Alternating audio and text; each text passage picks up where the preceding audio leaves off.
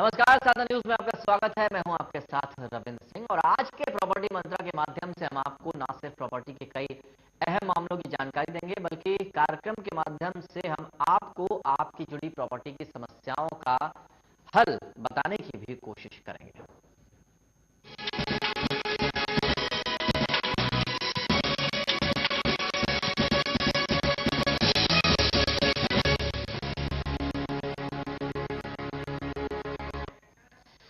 तो आज के प्रॉपर्टी मंत्रा में हमारे साथ स्टूडियो में खास मेहमान रविंद्र कुमार गौतम मौजूद हैं, जिनसे हम तमाम सवालों के जवाब लेने की कोशिश करेंगे और इसके साथ ही कानूनी राय क्या होनी चाहिए प्रॉपर्टी के मामले पर उसको भी हम जानने की कोशिश करेंगे। हमारे साथ राजीव यादव जी जुड़ेंगे, सुप्रीम कोर्ट में एडवोकेट है वो, उनसे जानकारियां तमाम लेंगे। तो आइए शुरुआत करते हैं प्रॉपर्टी मंत्रा की। तो चलिए सबसे पहले हम समझते हैं आज के इस प्रॉपर्टी मंत्रा में कि खास खबर क्या है। रियल एस्टेट कंपनियां अपने 25% से ज्यादा हाउसिंग प्रोजेक्ट समय पर नहीं दे पा रही हैं। नेशनल कैपिटल रीजन यानी एनसीआर के डेवलपर्स का परफॉर्मेंस सबसे ज्यादा खराब माना जा रहा है। ये कहना है कि ये खराब है प्रॉपर्टी कंसल्टेंट जोन्स लैंग लसाल यानी जेएलएल इंडिया का। पूरे मामले को समझते हैं।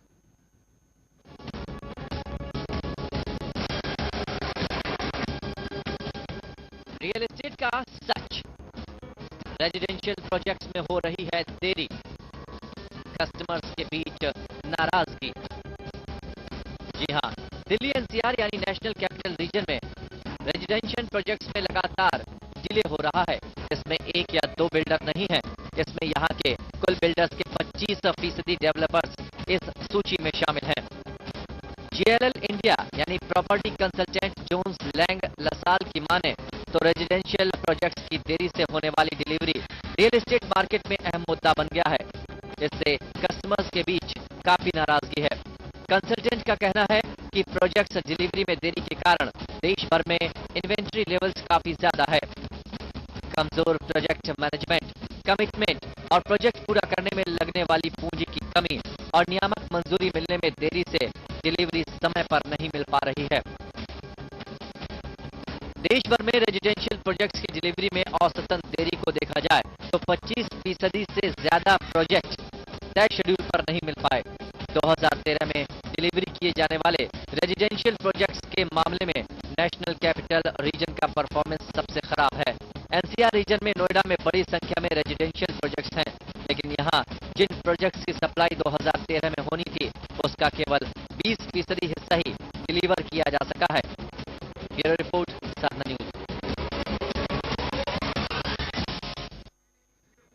मुसीबतें बड़ी हैं। अगर आप अपने सपनों का एक आशियाना खरीदने की कोशिश कर रहे हैं, पैसा लगा दिया है आपने और आप पहुंच गए हैं आशियाना पाने के ठीक थोड़ा थोड़ा करीब, लेकिन अचानक आपको पता लगता है कि अभी तो प्रोजेक्ट में देरी है। ऐसे में आपके सामने सबसे बड़ा सवाल है कि अब कब तक आपको आपका आशियाना मिल सकेगा, क्योंकि अगर आप किराए पर रहते हैं तो आपको किराया भी खर्च करना पड़ता है, आपको ईएमआई भी चुकानी पड़ती है और उसके बाद आपका इंतजार लंबा और लंबा और लंबा बढ़ता चला जाता है।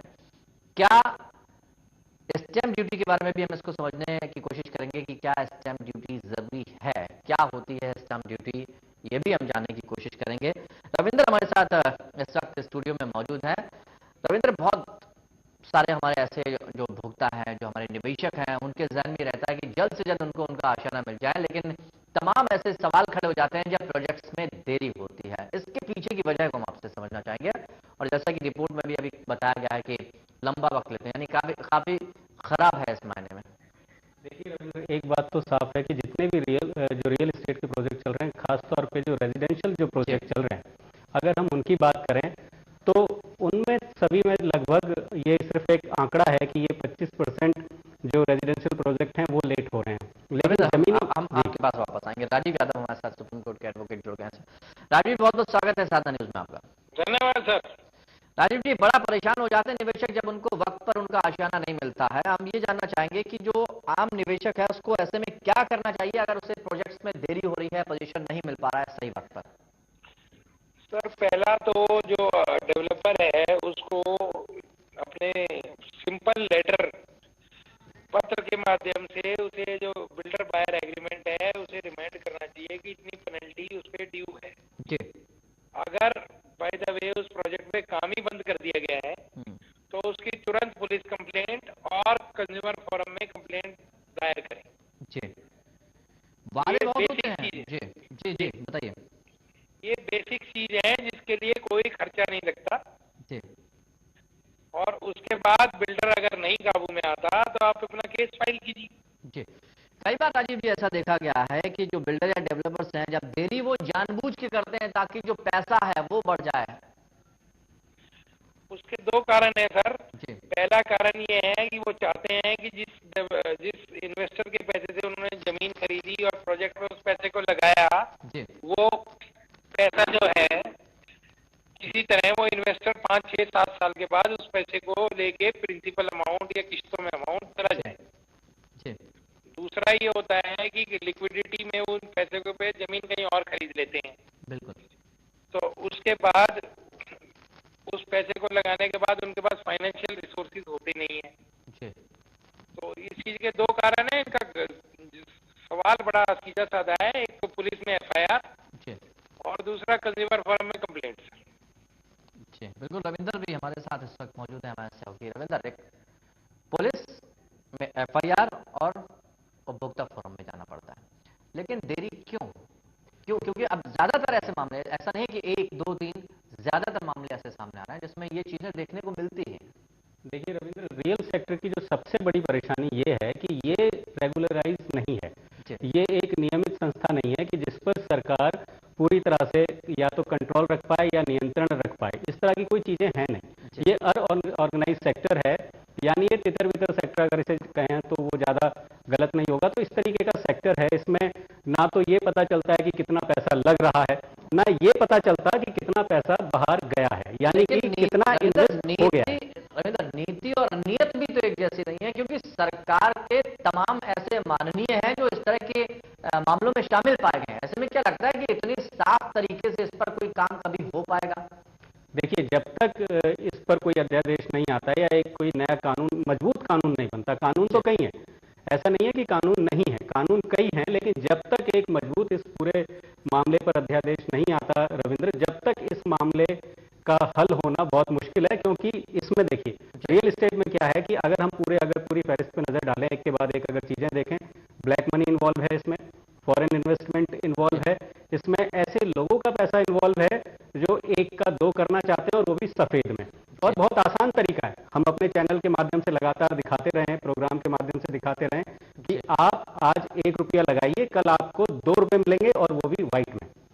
जी, राजीव जी भी हमारे साथ जुड़े हैं। राजीव जी, तमाम ऐसे मामले सामने आने के बाद में समस्या का समाधान नहीं हो रहा है, सरकारें कहीं ना कहीं हाथ खड़े कर देती हैं। क्या लगता नहीं कि इस तरह के जो मामले हैं अगर जल्द से जल्द सुलझ जाएं, यानी कि फास्ट ट्रैक कोर्ट्स अगर इनके लिए निर्धारित कर दिया है, तो मुझे लगता है कि डेवलपर्स जो है इस तरह के कामों को करने से डरेंगे? सर, वो रियल एस्टेट बिल जो प्रेजेंट गवर्नमेंट ने सुझाया था वो आखिरी तक लटक गया है। इलेक्शन आ जाएगा तो हो सकता है वो पास भी ना हो पाए। जी और जो पुरानी आईपीसी सीआरपीसी है उससे भी एक गवर्न है, जैसे अभी आपके सहयोगी बता रहे थे। जी बट जब सवाल इसके इम्प्लीमेंटेशन की आती है जी तो ये सब अपना पल्ला झाड़ लेते हैं। जी बेसिक प्रॉब्लम ये है। अब रियल एस्टेट बिल है, वो आया, कब राज्यसभा में पास हुआ होगा, कब लोकसभा में, कब ऑर्डिनेंस के थ्रू होता। जी तो गवर्नमेंट की नीयत तो इसीलिए है कि उनके खुद के लोग ही इसमें इन्वॉल्व हैं, लंबे चौड़े फंक्शनिंग में कारोबार की। चाहे जी कोई भी गवर्नमेंट हो, जी प्रेजेंट गवर्नमेंट नहीं, जो पास्ट में भी जितनी गवर्नमेंट्स रही हैं, मैं सबको कह रहा हूँ। जी, चलिए और कुछ सवालों के जवाब जानेंगे। अगर